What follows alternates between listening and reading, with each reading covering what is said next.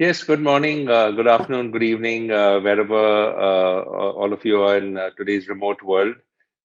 It's my pleasure as Sanjay Nath at Blume and Arka Ventures to have three esteemed co-panelists and speakers here with me. And we're going to be hearing and sharing views about the digital twin and its impact on Industry 4.0. And this is a CVC corporate VC panel where we have three friends of ours who have been willing to make their time. I'm just going to dive into it. I'll just share 30 seconds about myself. I'm Sanjay Nath. I'm one of the co-founders of Blume Ventures. We're an early stage accelerator. We're a early stage cross-border fund. That is one of the stakeholders in Arka, the others being Benemu Global Ventures and Emergent Ventures. And we look at backing early stage companies, both in the consumer but also in the important cross-border sector space between India, the US, and of course increasingly other very interesting deep tech pockets like Israel and many other emerging markets and corners of innovation in the world. So with that, let's get straight to it. I'm going to just turn it over to our co-panelists to introduce themselves, and we're going to just start on my screen, starting with James. James Kress, would love to hear a bit about your background, and then we'll go around. James, welcome. Yep. Yeah, thanks for having me. So Jim Kress, I'm a director here at iTwin Venture Fund at Bentley. I'm based in Connecticut here in the States. And Bentley, if you're not familiar with us, we are the infrastructure engineering software company. So we provide software solutions to support the design, the construction, and ongoing operations and maintenance of infrastructure assets. More specifically to the iTwin Venture Fund, we are investing in startups that are doing amazing things in the infrastructure space, particularly who are helping advance use cases for digital twins. And ultimately, the strategic objective of our fund is to grow an ecosystem of solution providers of digital twin-based technology into the infrastructure market. Wonderful, Jim. Chris, I'll let you go next. Great. Thanks, Sanjay, for having me. I really appreciate being here. My name is Chris Fisher. I'm the managing director of Xerox Ventures, which is a $250 million corporate venture capital fund. We're focused on the next generation of business solutions, and we do that through three main themes. One is connected work, which encompasses software, IoT, and advanced manufacturing. And part of that's obviously digital twin and AI and ML. Another is connected work, which is managed IT and financial services. And the last main theme is green enterprise, which is circularity, decarbonization, electrification. Thank you, Chris. Guy, over to you. Guy, you've joined us all the way from Israel, so thank you. Yeah, thank you, Sanjay. Pleasure to be with you. I'm the investment director of Doral Energy Tech Ventures. We're the corporate VC and innovation arm of Doral Group. Doral Group is a publicly traded Israeli company, operate globally, developing more than 10 gigawatts of renewable energy projects. Actually, 2/3 of our activity is in the United States. We are now developing the largest PV park in the United States, in Indiana. Doral Ventures funded just less than a year or a year ago, conducted since then 10 investments in ventures and companies that are dealing and developing technology for the field of renewable energy and clean tech industries. Wonderful. That's a great intro. So, I'll dive into it. We have about, I think about 20, 25 minutes and a couple of questions. What would be great is if you'll feel free to use examples also, as you'll make your points. So let's start with the macro. I just would love to, get your take on the future of, quote unquote industry. Digital Winds is poised with AI and ML to transform the future of this industry. And would love to hear, what are some key trends and challenges for companies and founders embarking and making the shift, and both from if you all can address both from capabilities, which is important, but also mindset, right? Both those parts are important. So, Guy, let me start with you. You've stayed up the latest in Israel, so maybe you can start and then we can go around. Yeah, sure. So, for us, I think there was a common belief, at least for some people in our industry, that digital twin is more relevant for, moving parts, industries, etc.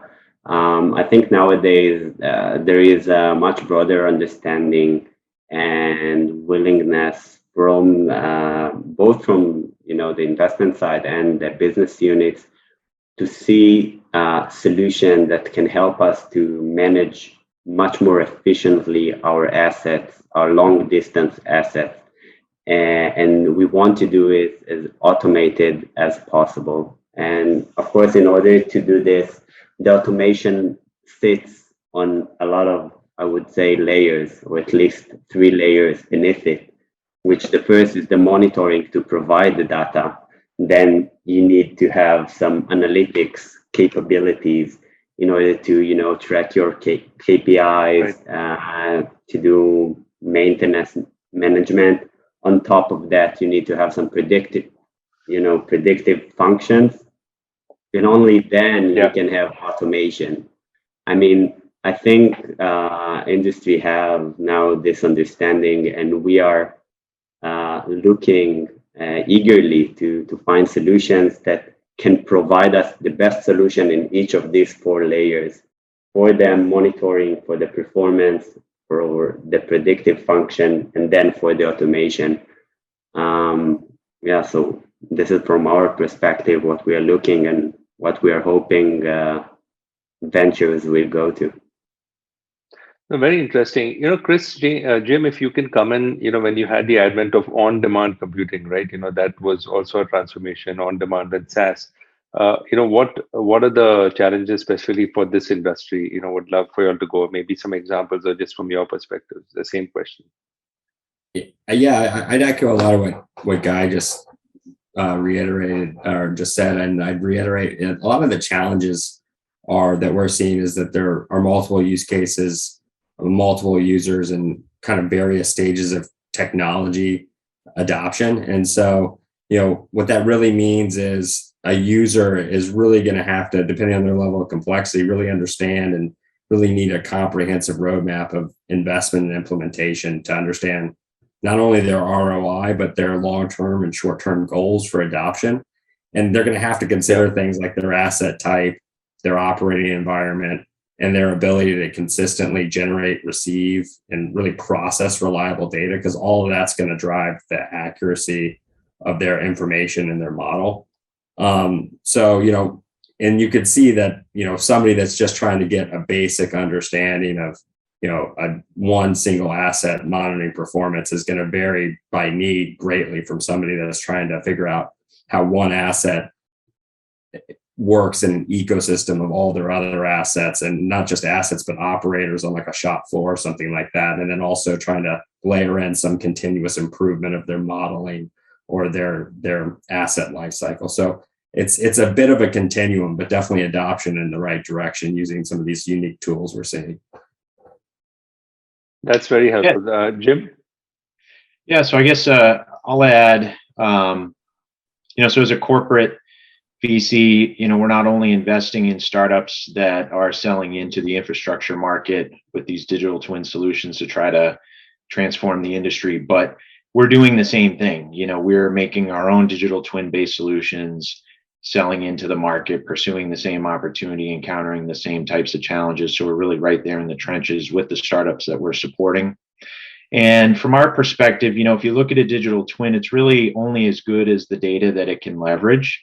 And, for our use cases, it's things like 3D or BIM models, it's IoT sensors, it's drone information, it's satellite data, SCADA systems, field inspection data, et cetera, et cetera. And I guess the point, kind of building on what Chris said about a continuum, is sort of a continuous process. There's going to be, it's many different formats from many different technology providers. There's going to be new technologies that are going to be continued to be developed.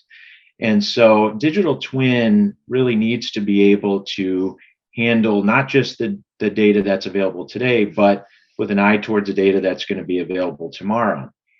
And so for that reason, we believe the platform really needs to be open to the ecosystem to develop those touch points. And I think, a challenge for the AEC software industry is it doesn't really have a rich tradition of openness of format. Its legacy is proprietary formats. So we've built our own iTwin platform on that open philosophy. And I think a challenge for the industry is to move away from proprietary formats and embrace more openness of formats. Ultimately, we believe that openness is what's going to win in the market. That's very interesting, Jim. You've given us a strategic perspective and also got into the next question. And what I wanted to cover here was, are there examples of innovation that you're seeing, especially with focused on vertical platforms, right? I think you talked about a couple of verticals there, like manufacturing, energy, construction. Would love to hear just examples that you're seeing in this industry that weren't around 5 years ago. James, let me start from you, since I just had you. Maybe some examples, new examples that didn't exist earlier. Yeah. So we talked to a lot of horizontal as well as vertically focused startups. So more specific towards vertically focused startups. One area that we've talked to a number of companies in is in this kind of broader category of kind of computer vision for automating inspection, for condition assessment, and predictive maintenance. And in talking to companies in that space, one of the key differentiators ends up being, how good is the AI, right? How good is the AI at detecting defects and anomalies? Because it's got to be good at that. It's got to pick those up. But then it has to classify them in terms of, what type of defect is it? Is it cracking? Is it spalling? Is it corrosion? Then it needs to kind of classify, how severe is that defect? And then ultimately, given all of that information, what's the proper course of action? Do we need to trigger a work order, for example? And those kind of condition issues are going to vary across asset types. Water and wastewater networks have their issues that are different for bridges, that are different for dams, that are different for electric transmission and distribution networks. So there's a lot of deep domain expertise that goes into needing to build the differentiated algorithm. And then, it's not just building the algorithm, but you've got to acquire the training data, to train the model.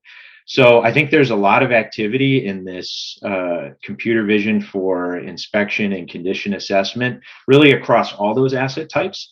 And I think what we found is the startups that are very vertically focused on those, they can just go deep enough to provide the solutions that are going to be differentiated for those use cases. That's great, right? Chris, if you could go next.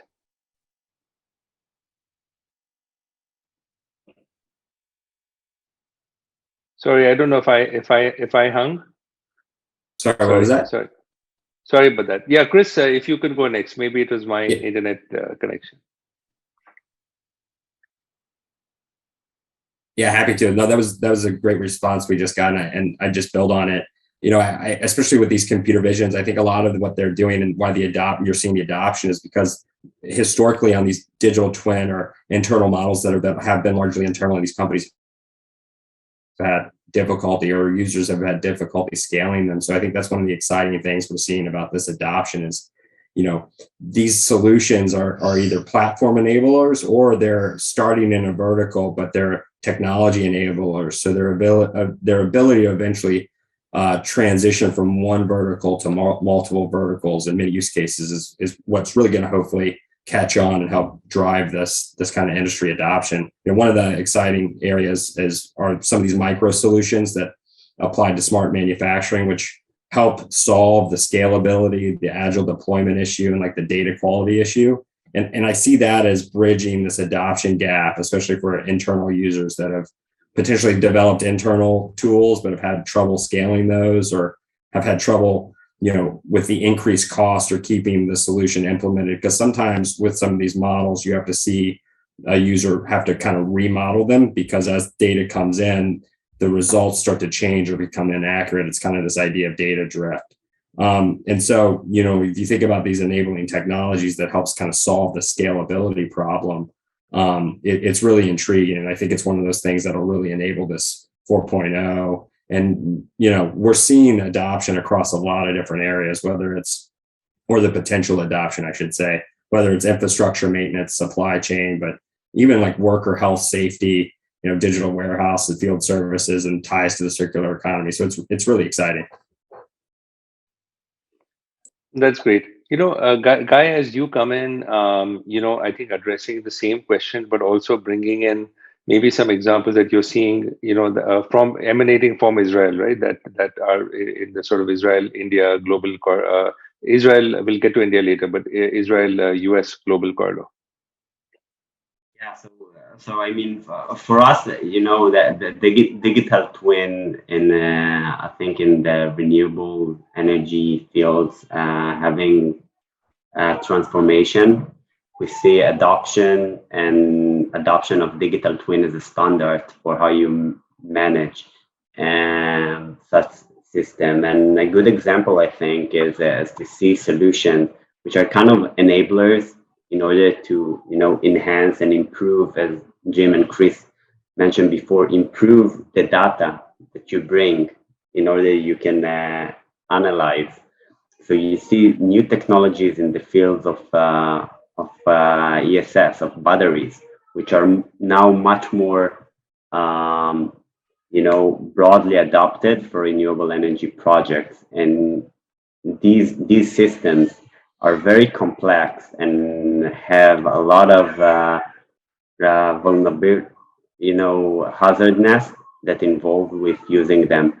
You need to have the ability to detect from abroad, to have real-time data and alerts and history of performance in order for you to optimize these assets. And we see now different technologies. For example, we conducted an investment in a company named Titan. They are having some ultrasound technology to detect and ultrasound and provide the information BMS for the batteries using this.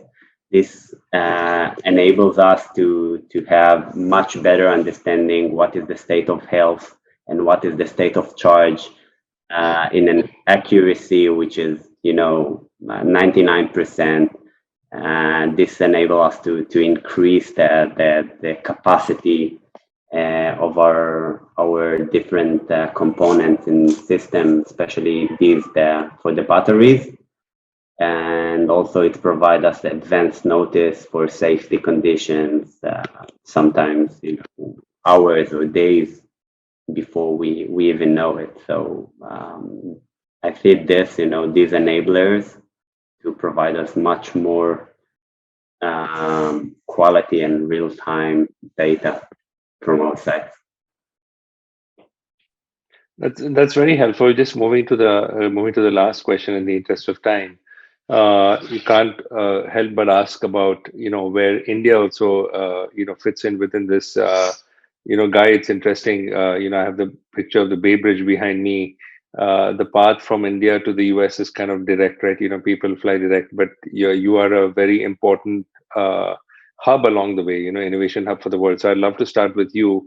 Of course, Israel collaborates very closely with the US, but how do you see India's role also, maybe through examples in the past or current projects that you're working on in shaping and playing a role in the transformation of digital twins? Yeah, so I think India now I'll refer it to the field of renewables, and we see India has a major role in the world, and reducing emissions.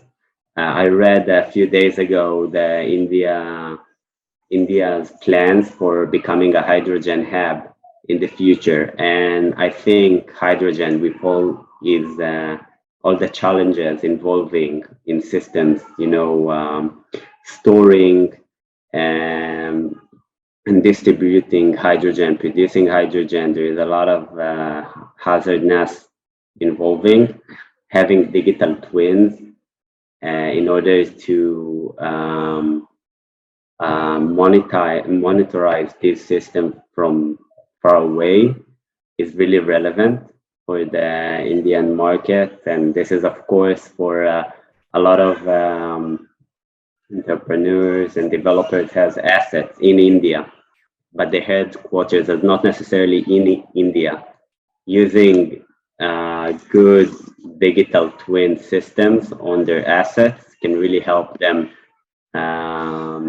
to have control from far away. So, I mean, I think that a lot of technologies will be embedded in India, and naturally, of course, a lot of technology is being developed in India and need to be exported outside to the US and also to Israel, naturally. That's wonderful. Chris, if you could go next. Yeah, happy to. I agree. I think India is going to play a critical role in the future. The pandemic has accelerated a shift to digital, and especially in subsectors like deep tech and fintech and SaaS, and obviously digital twins and IoT. So, I think the natural level of, education and engineers in India, along with the robust levels of manufacturing and professional services and the growing ecosystem of investors and entrepreneurs, I think India is poised to play a critical role in developing the next generation of technologies, founders and companies. And for Xerox Ventures, when we look at that, we get excited because we've got a lot of work to do. And whenever we look at a new ecosystem, especially geography based, we look for partners, whether that's other investors or portfolio companies or accelerators or incubators or universities. But all are really options for us. And for us, we see it as an exciting opportunity to participate in helping transform and work with transformative companies. Wonderful. Chris, Jim, I'll give you the last word. Yeah, appreciate it. So again, we're developing some of our own digital twin based tools and things. So, and we also have had a long standing investment in India. We have about 5 offices in India. So we, through iTwin Ventures, while we certainly want to support all startups, from being kind of regional players to global leaders, I'll talk about maybe some specific things that we can do in working with our portfolio companies. One is, we've been focused on the infrastructure space for over 35 years. So, selling into these markets, so startups that are also focused in the infrastructure space, we're going to put our experience to use to help with go-to-market strategy, as well as, co-marketing events and opportunities. As well, founders like having us on their cap table. If they're selling into a new region where maybe they don't have the brand recognition, but they could say, hey, Bentley is an investor in our business. That when they're looking to break into a new region can be something to help them get their foot in the door, because if they're selling into the infrastructure space, their prospects have either probably heard of Bentley or are using Bentley software somewhere in their enterprise. So that can be helpful. And then I guess lastly, through our iTwin platform, we explore integration opportunities with adjacent Bentley solutions and work out integrations there. So again, kind of easing the entry into new regions to say, hey, you're already using some Bentley technology today. We represent, these new capabilities X, Y, Z. And by the way, they can work with the existing Bentley technology that you have in place and can just kind of make it easier to get started, get their first wins in a new region. Very, very helpful. I think we've covered a lot here. What I'll just quickly do now is I'll just summarize I'll try and attempt and summarize some of the great points that you all shared. And so I think I think one key point that definitely stood out is that that digital twin rather is a true integrated platform that has to and that will bring all these enablers together, right? We're talking about AI, ML, IoT, and these are not standalone. And the whole idea it's integrated. That's one point. The second is we talked about use cases for key verticals that have real impact, right? We're talking about we're talking about transforming the world, right, from clean energy to infrastructure and more. And that's we're talking about true transformation and impact. The third one, Jim, you just touched upon it, from the venture side also, that it requires collaboration clearly across enterprises, startups, and corporate VCs, right? In the role that you all play is interesting because you all sit at the intersection of that, the innovation, that's happening top down from corporates and then partnering with startups, right, that are, innovating from bottom up. And the last one, of course, is that India already is and will continue to be a key hub, partnering with the US, Israel, and other global markets to develop, innovate, and realize this potential.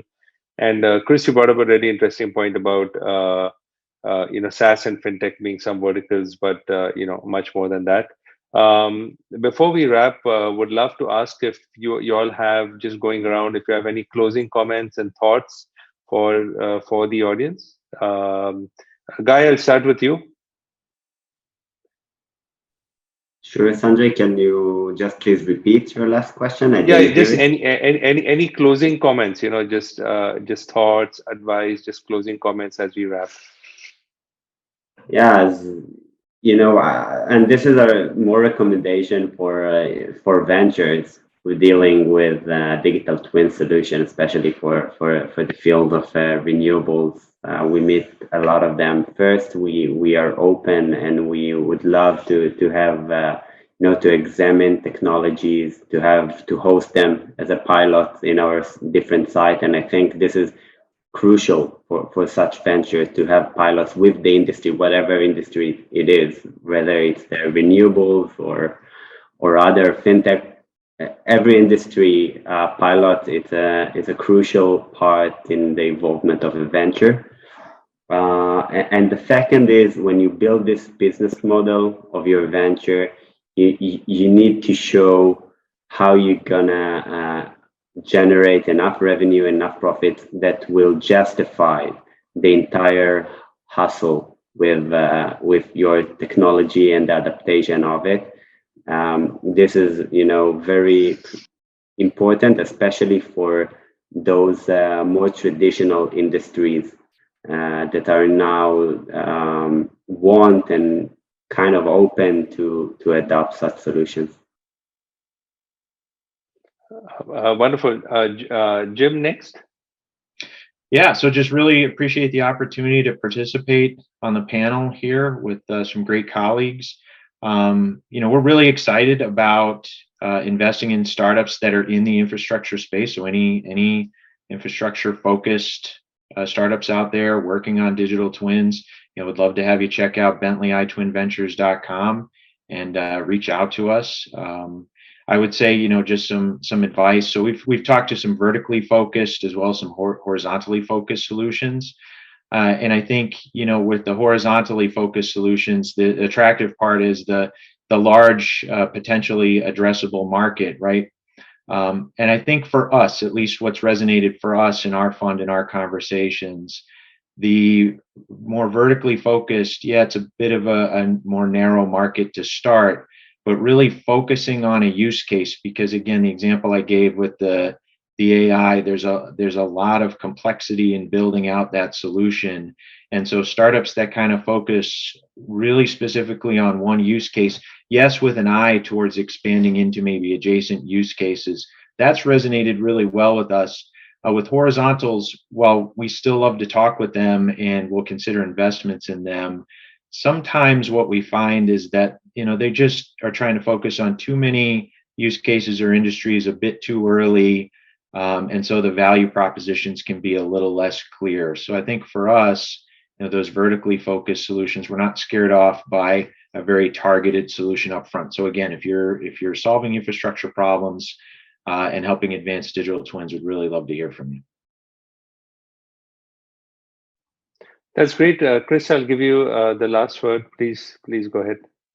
Thank you. Once again, really excited to be here. Thanks for having us and hosting this, and appreciation to the panelists as well, Jim, Guy. Yeah, I'd echo the sentiments. Xerox Ventures, we're interested in startups and the digital twin and space, as well as, we're a pretty broad-based portfolio, but really looking for exciting startups. And we invest anywhere from the seed stage through D. We're relatively stage agnostic. And we like to bring kind of all of our assets to bear to help our portfolio companies. So Ventures is uniquely positioned in Xerox to help drive like an institutional VC would, an early stage company, but also we're willing to and able to leverage kind of the benefits of Xerox overall, both from our go-to-market, our tie-in with enterprise and SMB, but also out of Park and XRCC and our research centers. And Park in particular, at least in this space, has a lot of knowledge, especially you look at our JV we're doing with Victoria Government and LOQ, which is essentially, asset infrastructure monitoring with digital twins. At its simplest, I'm not doing it justice. It's called LOQ. So we've got a lot of physical, digital twin modeling experience that we're always happy to work with startups on. And overall, I'd echo Jim's point. I mean, this idea of getting good at your use case, improving the value is super important. And Guy touched on it also with this, which is a path to revenue, right, for these startups. So, showing a business model in this space that is attractive, but then can also scale, is always a good thing, because you prove it first and then you take it to the next level or the next vertical, and that's where the value is. So, and Xerox Ventures would love to be a partner with a startup on that journey. Wonderful. And Chris, Xerox, of course, has a very storied history and culture going back decades. So I wanted to thank all of you for being on, Jim and Chris for dialing in from the US East Coast, and Guy from Israel. Thanks for being part of the Arka showcase, and really look forward to Indian and cross-border startups to being in touch with you all, to collaborate and partner with you all, and looking to expand and deepen this collaboration. Thank you for all for joining and being with us. Thank you. Thank you. Thank you all.